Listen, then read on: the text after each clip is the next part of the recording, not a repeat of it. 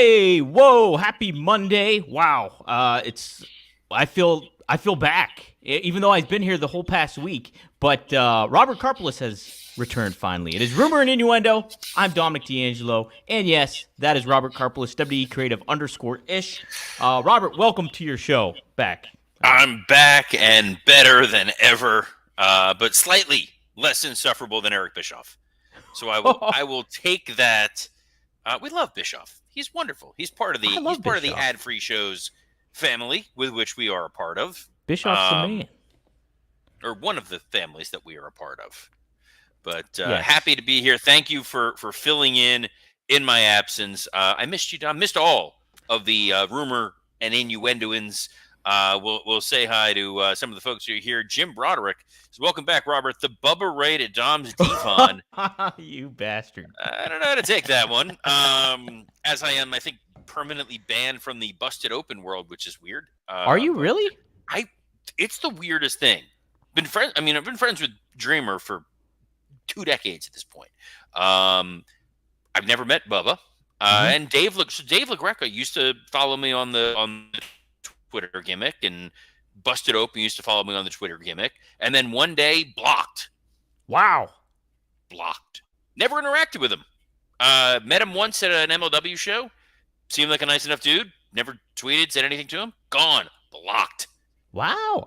Me and David Glecker are good buds. I don't know. Maybe I could facilitate something. Can you not do that with your hand ever again? That'd be ideal. Just stop with the dancing. I've been back for a minute. I'm already just all right. Let's say hi to I'm somebody. just excited, Robert. The Wrestling Old Head says, good morning, R&I. Another cinematic Monday with 2 dudes I call scarecrows because they are outstanding in their field. Yes. I will take that. And Jake, good morning. Welcome back, Robert. It is good to be back. I was away for work, and somehow at the noon corridor, nobody was talking to me about wrestling, Dom. That's really weird, Robert. I can't imagine. I can't fathom that. That's not an experience I would want to enjoy or anything to that effect. And you're in Flair country nonetheless. You were in Flair country. I was in Flair country. I was in beautiful Raleigh, North Carolina. This is the problem with wrestling brain. Mm-hmm. Someone was like, "Oh, this is I have to go to Greensboro for a meeting," and the only thing that popped in my mind was the Greensboro Coliseum. That's it. That is how I know geography is solely because of wrestling. I know where Wilkes-Barre, Pennsylvania is solely because of pro wrestling. Oh my! And yes. I know where you are, Dom. You're in Pittsburgh, and I'm in Florida. And San Martino country. Everywhere is San Martino country. Dude's got a bear hug around the whole country. We got a lot of stuff. We got a lot of stuff to talk about. According to the thing at the top, Roman Reigns and Cody broker a deal. We're going to talk the Raw preview. We're going to talk a little bit of AEW with a fairly surprising potential departure. Dom, I'm going to let you steer this ship. Where are we going, my man? Well, let me steer it back to you real quick. Since you've been gone a week, is there anything you do want to just touch upon real quick at the top, just because you didn't get a chance to cover it since you've been gone for so long? That's the thing about a week in wrestling. Once it's happened and done, you forget what's happened. It's true. You just kind of forget a little bit of everything. To date, there is no Warner Discovery deal officially announced, so didn't miss anything as far as that was concerned. You know, we got the Raw preview tonight, so everything that happened last week in Raw is kind of whoosh, gone. And it's Grand Slam this week. And Dynamite last week, they did an excellent Bryan Danielson, Nigel McGuinness video package. Yes. I will put that over strongly. It's what I've always hoped they were going to do with that ROH library, which is delve into the archives they have, make things feel historic, make things feel important without them being able to obviously touch on any WWE, WCW, EC footage. Yeah, you know, it made me think when I saw it, and I said this on the show that on Thursday, was that, man, like, it feels like so many missed opportunities with that footage building up to even this moment. It took that long for them to make use of that kind of footage where you had all these stars from Claudio, from Christopher Daniels to, you know, Samoa Joe, CM Punk for that time being. It's just like there was so many ways you could have made use of that footage, building a new brand, establishing it, and making it feel intriguing. It's nice that they did it here, but it's a little too late, I would say, Robert. Look, I'm happy they did it. We'll see how it goes from there. I'm not going to be like Mr. Negativity, Dominic D'Angelo. I'm the positive guy of the duo here. That's right. Just like Mr. Positivity, Bubba Ray Dudley. No, but banned from busted open again now. Well, hey, something to What? be positive about is what went down on SmackDown. Uh, their second show on USA Network here, and the big takeaway was that cinema segment between Cody Rhodes and Roman Reigns takes place at the Georgia Tech football field. Really cool feel to it all, nice vibe. And I mean, wow, if you want to say something that will really invest you into a feud and into a storyline, this was it, Robert. This was great stuff. Jeez, I almost swore because it was so good. Wow, you've been back. I've been back for like a couple minutes. You're already like, who are you, Marcus? I know. Like your awful brother Marcus D'Angelo with his foul I mouth. agree, Robert. I agree. Awful brother. Just he's like, we got the better D'Angelo. It's a low bar, but we got it. We got that cinematic situation with Roman Reigns and Cody, which I love because even though it was pre-taped, Roman Reigns still had an 11-minute entrance. He did. That's true. They pulled in. It looked like something out of Fast and the Furious. They were right, at the 50-yard line. I liked the narrative that they were telling. When you look at the three people who were involved in putting this together, it is no surprise that it's Jeremy Borash, Rob Fee, and Paul Heyman. Those three elements are all interweaved within this promo, this presentation. Heyman was responsible for the dialogue, the idea of I've lost everything. I being Roman Reigns, you're helping me here, Cody. I'm surprised because you do have what to lose, but regardless of what happens here, I'm coming for that title. Like that, really enjoyed that presentation. Borash, who I believe is sort of the unsung hero for a lot of those final deletion matches in TNA. Yep. He did the graveyard match that The Undertaker and AJ Styles were a part of. He's really got an eye for how to make these things look unique and special, utilizing the drone footage, the way that the slickness of it. And then you have Rob Fee. Rob Fee, who did a number of really great presentations, most notably the Bray Wyatt footage, the Wyatt 6 stuff. It's three great storytellers. The only note, my working stiff co-host Scott Chapman and I both definitely agreed on this. The music underneath this made this feel a little cheesier than it needed to be. When you hear wrestlers talking in wrestling talk without a crowd, it can come across like a bad B movie. And I think it gets a little bit of a pass because wrestling is elevating itself as an art form. There's going to be some growing pains, but I love this creative swing that they're taking. I love the way this looks so different, and I'm excited to see where this goes going forward. Me too. I think a big takeaway from this whole Roman Reigns and Bloodline thing is throughout the weeks, Solo Sikoa has been diminished, and so has the Tonga twins when it comes to Tama Tonga and Tongaloa. It's just they've been kind of all right. We've seen that they're capable of being beat even just by Cody Rhodes, and now we have Roman Reigns in the mix. It kind of feels lesser than now. Fatu obviously feels like a big deal still, but I think that has been a major tipping point of this thing where it kind of rocks the boat a little bit in regards to what you want to convey. But this got me like reinvested in a lot of the ways of what the story between Roman and Cody more so than the story between Roman and Solo. Well, I think look, Bad Blood as a pay-per-view is definitely it's a B show, and I had said all along that I thought we were going to get Solo and Roman one-on-one.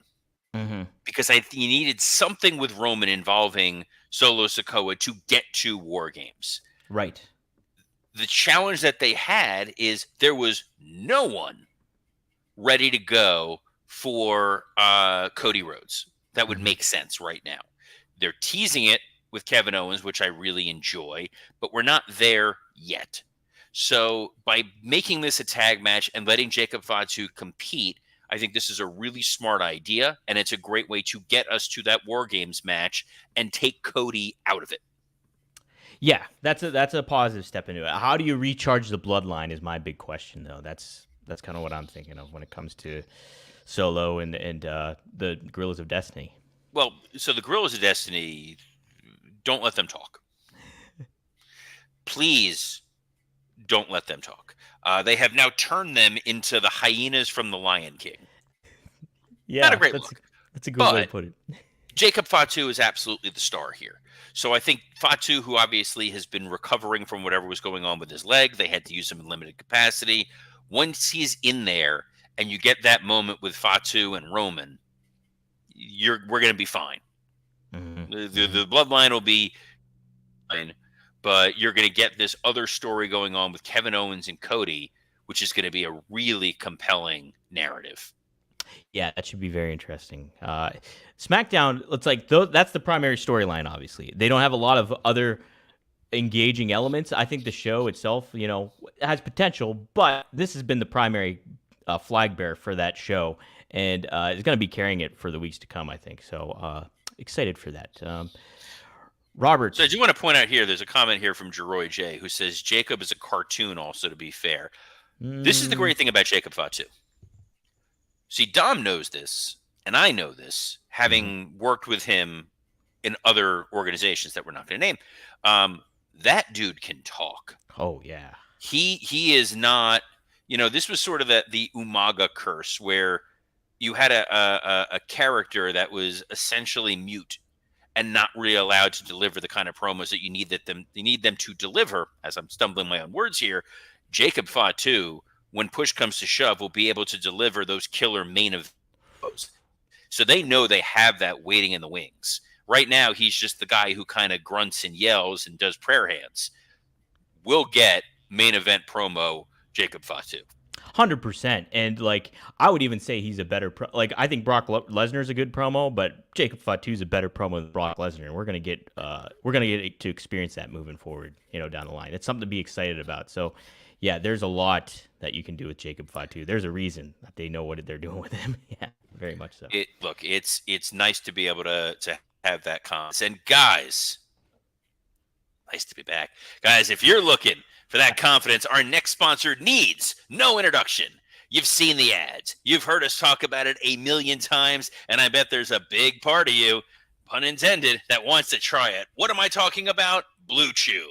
That's right. This isn't your grandpa's blue pill. This is the one, the OG chewable tablet for better sex. Blue Chew is a unique online service that delivers the same active ingredients as Viagra, Cialis, and Litra of the cost in chewable form. The process is simple. Sign up at BlueChew.com, consult with one of their licensed medical providers, and once you're approved, you'll receive your prescription within days. The best part, it's all done online. No visits to the doctor's office, no awkward conversations, and no waiting in line at the pharmacy. Blue Chew tablets are made in the USA and prepared and shipped directly to your door. You can take them anytime, day or night, so you can plan ahead or be ready whenever an opportunity arises. Blue Chew wants you to have better sex. Discover your options at BlueChew.com. I may have been away for a week, but there is one thing that is consistent and always works, and that's our friends at Blue Chew. I miss getting to just yell this randomly during meetings over the last week, so I'm happy to be here because Blue Chew wants the entire country rock hard. They told me that's the mission. They will not stop until every man is bricked up like a brick house, till every tent is pitched, till every rod is raised. Discover your options at BlueChew.com. And we've got a special deal for our listeners. Try Blue Chew free when you use our promo code RUMOR at checkout. Just pay $5 shipping. That's BlueChew.com, promo code RUMOR, to receive your first month free. Visit BlueChew.com for more details and important safety information. And we thank Blue Chew for sponsoring me coming back to Rumor and Innuendo. Hey now. Yes, thank you, Blue Chew, and thank you, Robert, for such a lovely segue. Will Miro be thankful for AEW if they release him?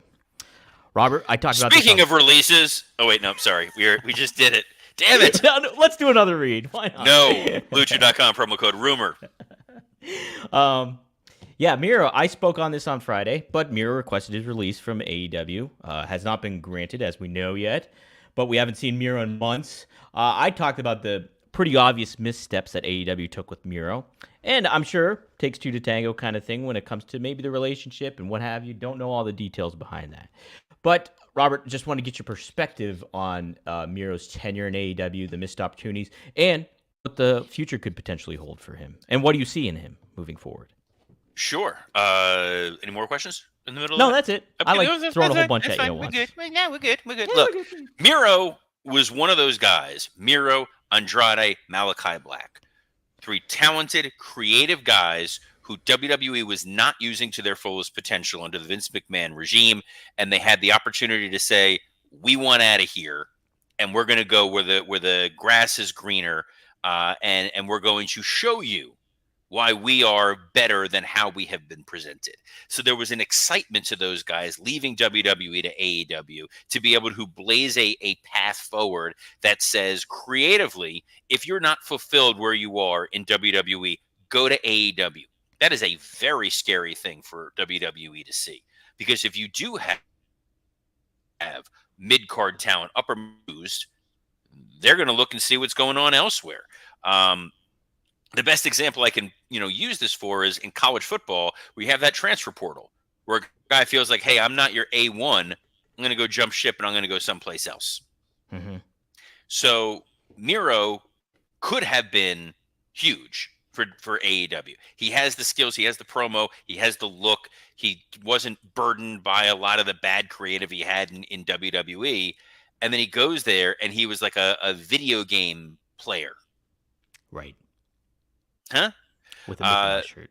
Yeah, there was a number of starts and stops with Miro. I get that there was some time where he was injured. There was some time where he was away attending to personal matters. Obviously, we know now his separation from his wife. Tony Khan, through his back channels, has said, like, we have tried to pitch stories to Miro, and Miro said no. They wanted to do something with him and John Moxley earlier in the year. Nothing came to fruition. They wanted him in the Casino Gauntlet. He said no. So, yes, it is a push and pull. We've not seen Miro since the end of 2023. He did renew in 2022. So clearly there were discussions there about how do we make this a happier, more fruitful relationship. There's a list of guys that you can think of right now who've made that jump to AEW and have not blossomed in the way that you would have hoped or liked to have seen. Obviously, Andrade went back to WWE because he wasn't thrilled with what's happening. There's been constant rumors about what's going to happen with Malachi Black and where he is. I know Buddy re-signed. It's a constant kind of swirl, but it doesn't feel like, oh, you want to have fulfilling creative futures? 100% go to AEW. The tide has shifted back a little bit to the WWE. I don't know if Miro's going to immediately pop up on WWE TV. He may want to do TNA. Right. I think, him and Dolph Ziggler would be a lot of fun to see those guys kind of tear it up. Maybe Miro goes to Japan. New Japan good. could absolutely use an injection of a fun new talent somewhere. Maybe he's done with wrestling for a little bit. He's been doing some acting stuff. So maybe he wants to take some time and ply his wares elsewhere. But I think he's a really talented performer. He's a collaborative performer, he's a creative performer, he's an inspirational story. You hear about, he came over here, he was driving taxi cabs as a way to fund his ability to be a wrestler. There's a question here for Jeroy J, who says, can Miro and AEW be salvaged? What would it take? Yes. Slap a white T-shirt on him and put him with Claudio and Pac and Moxley. Absolutely. That group is kind of the jaded ex-WWE guys who are trying to fix wrestling. Mm-hmm. Miro as just a dude who's going to go mess someone's day up, man, that's a hell of a lot of fun. You could definitely recharge the batteries with that and facilitate, a stronger relationship potentially if everybody sees eye to eye creatively and financially and all that stuff. So, yeah, I like Miro a lot. He's a very creative mind backstage, but also, very talented in the ring. So I want to see more from him. But, yeah, I just hope the best for him. Obviously, with relationship stuff and personal issues, that always can come into play and be a factor. So you always kind of hope you weather that storm and get through it, Selfishly, I'm going to want to see him on Raw because Miro and Braun Breaker. Oh, my gosh, yeah. Just let them go at it. Or think about this, Robert. Like, look at even if it went to SmackDown, you would have Miro and Cody Rhodes potentially, or somebody like that, where it's just, man, that's a new engaging storyline you wouldn't even think about. You could elevate that. You could get there. I think that Hmm. he is someone who does have a lot to offer to WWE. But speaking of Braun Breaker, Hmm. We we're going to have some see Raw a previews. surprising match tonight on Raw. That's right. Yeah, you were talking about this on Working Stiff, but we're getting this match early. It seems. Braun Breaker taking on Jey Uso for that Intercontinental Championship. The build to this has been very fun in such a short time. It feels like a great match. You could definitely see, like, if it was a different opponent, that Jey Uso could be just ready for that Intercontinental Championship. But Braun Breaker's so early in his run that something that you'd want to drop off already into, like, or continue a feud where they play hot potato with it.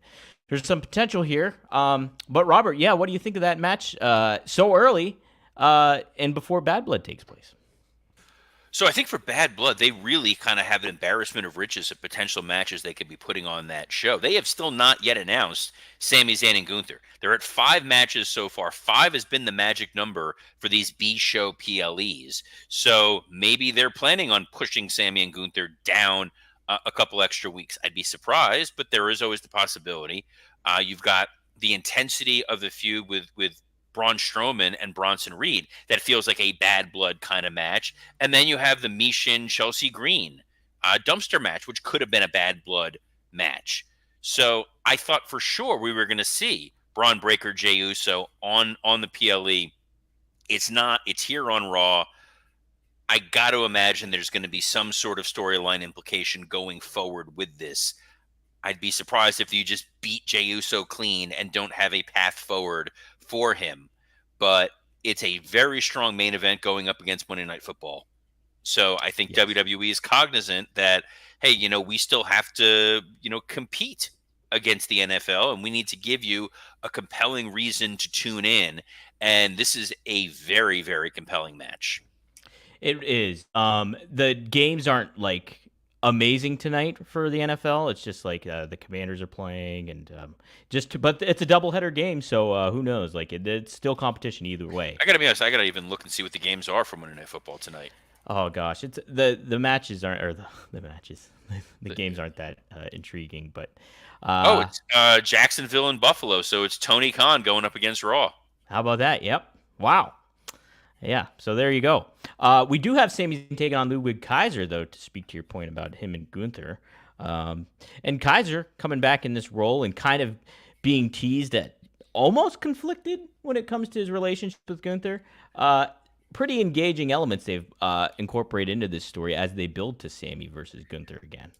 So they're doing on Raw similar to the story they kind of teased on SmackDown with Jacob Fatu and Solo Sikoa, where Cody was like, "Hey, Jacob, I'll give you a shot. You deserve that shot. How long are you going to be in this guy's shadow?"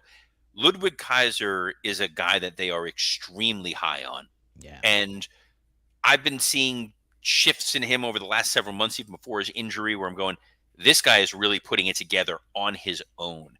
And when you have him wrestling Sheamus, and you have him wrestling Randy Orton, and you have him wrestling Sami Zayn, those are all votes of confidence for guys who are going to go back and say, yes, this is a guy you need to really invest in. He's got a good look. He's great at promos. He's great in the ring. There was a hateability to Kaiser, which is good. I think that he is someone that is really going to take Raw to another level in that sort of upper mid card heel. It's an insane embarrassment of riches, and there feels like there's a competition between a lot of the younger guys that are on Raw, healthy competition, but trying to be, the next guy. Braun Breaker, obviously trying to be that next guy. Bronson Reed stepping up what he's doing. Pete Dunne of late has been given an opportunity to really step up and knock it out of the park. You're not allowed to be a freeloader on No. Raw. No, And Dragunov, too, is another name. Ilya Dragunov. Dragunov, who's been lesser and lesser used, but even when he gets his opportunities, he maximizes his minutes. They do have a nice core of guys who feel urgent, who feel like I need to be used right now. It's something I wish on the other channel, our friends in AEW were more focused on. making it feel like that same sense of urgency that you can have amazing talent, but if it doesn't feel like there's this sense of immediacy, they can just kind of feel like they're going through the motions. On Raw, before they even switch to 2 hours, it is, I want as much opportunity as I can. Once you scale back time and there's only 120 minutes to utilize these guys, a lot of folks are going to get bumped. Yeah, right. The stakes get higher, but that elevates the competition and the level that people will want to portray themselves at and have that opportunity to maximize those minutes, like you said. Something that we have everybody's been maximizing their minutes with has been Drew McIntyre and CM Punk in this feud. So Punk proud of you. I knew that was the next thing, and I'm like, how's he going to get there? What's our transition going to be? And you did, yes. Thank you. Yes, Punk cut an intense promo, a different tone of a promo as he built towards this match. We know that tone. Mm-hmm. That is. I was there for that tone. Yes, that is the all-out promo tone. Give him a miniature cupcake. Give him some that weird spin drift stuff, and that was literally who we had on Raw last week. It is. I'm old. I'm tired. I work with children. F the Pittsburgh Penguins. I got that too. I'm okay with that. I'm not. But who cares? But yes, I think that Punk set the right tone last week. My wife doesn't want me to do this. My sister doesn't want me to do this. Friends are begging me not to do this. I don't care. I'm going to go in there and I'm basically going to kill you.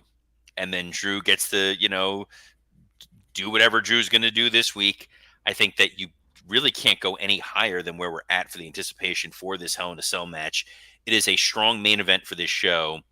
And I like that they've been keeping a little distance with these guys.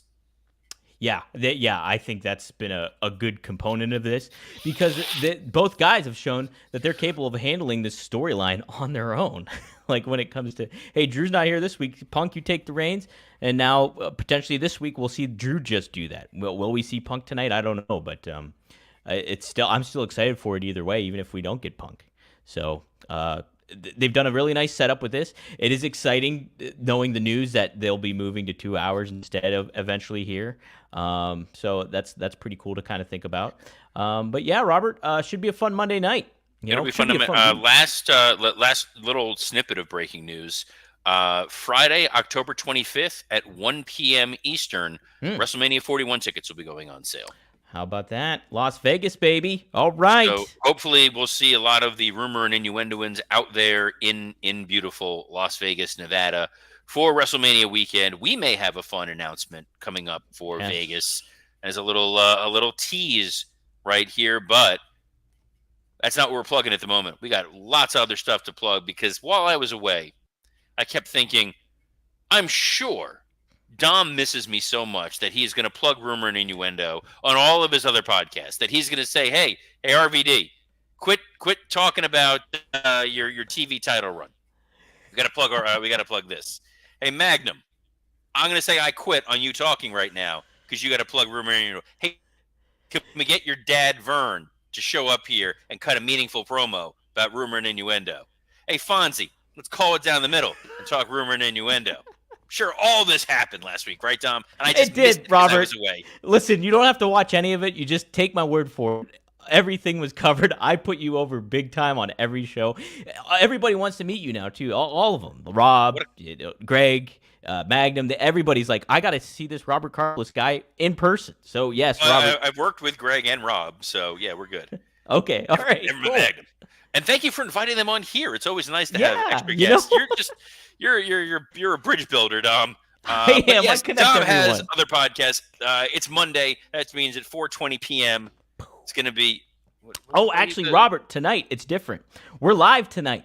We're live 9 p.m. During Raw. During Raw, we're going up against Raw. Do you know who your target audience is? We're aware. Okay. But we got a big announcement coming up that Rob has to make. That'll be live tonight at 9 p.m. Eastern Standard Time. Tune on while you're tuning into Raw at the same time. Get a little split screen action. Little split screen going down. Some good stuff we're going to talk about. Rob was busy in Iowa, but we got a big announcement coming up. So take a look for that. I don't think it's possible for someone to be busy while they're in Iowa. Isn't that? That seems like counter, redundant almost. Oxymoron. Uh, How you, dare you?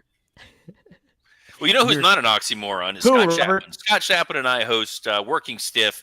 Since I was away on the road last week, Scott and I recorded a special edition of Working Stiff that got posted on Saturday, where we did talk all the news of what happened last week in wrestling. So if you missed having me here and you want to get my thoughts on a lot on Raw, AEW, SmackDown, it's all up there, available on iTunes, Spotify, and the like. And Scott and I just recorded our Patreon, which is in your inbox, Dom, and should be I posted downloaded it. any moment.